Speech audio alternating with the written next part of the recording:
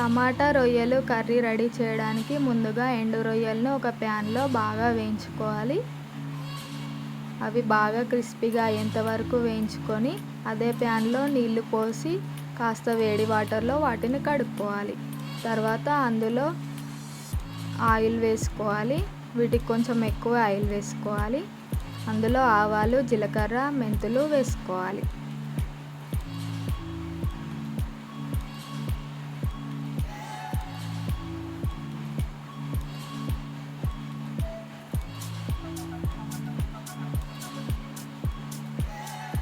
ఆ తర్వాత దీనిలో కరివేపాకు, ఆనియన్స్ వేసుకోండి.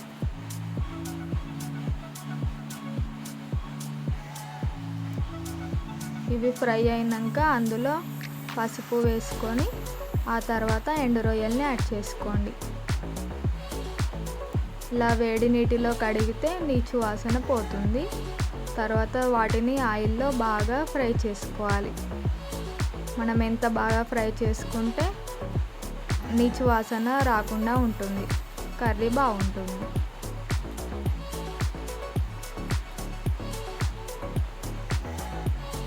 ఇలా నూనెలో బాగా మగ్గినాక అందులో అల్లం వెల్లుల్లి పేస్ట్ వేసుకోవాలి. ఆ తర్వాత ఇందులో టమాటాలు యాడ్ చేసుకోవాలి.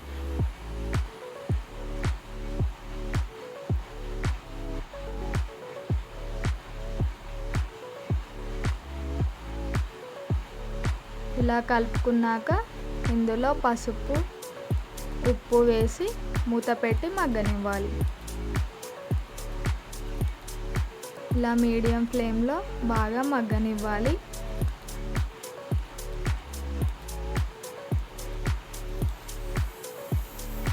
ఇందులోని వాటర్లోనే కర్రీ బాగా ఉడుకుతుంది. మనం అప్పుడప్పుడు మూత తీస్తూ కలుపుతూ మూత పెట్టుకోవాలి ఉడికేంత వరకు. అలా ఉడికినాక అందులో కారం యాడ్ చేసుకోవాలి.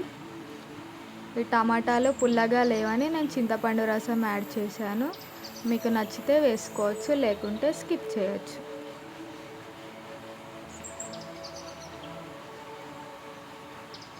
ఇందులో నేను వాటర్ యాడ్ చేయలేనండి, మీరు కావాలంటే కాస్త వేసుకోవచ్చు. అందులో ఉన్న వాటర్లో ఉడికితే కర్రీ టేస్టీగా అవుతుంది.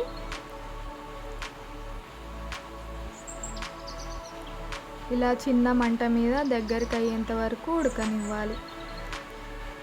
ఇలా రొయ్యలు ఉడికినాక అందులో కొత్తిమీర, మసాలా యాడ్ చేసుకొని ఒకసారి ఉడకనివ్వాలి.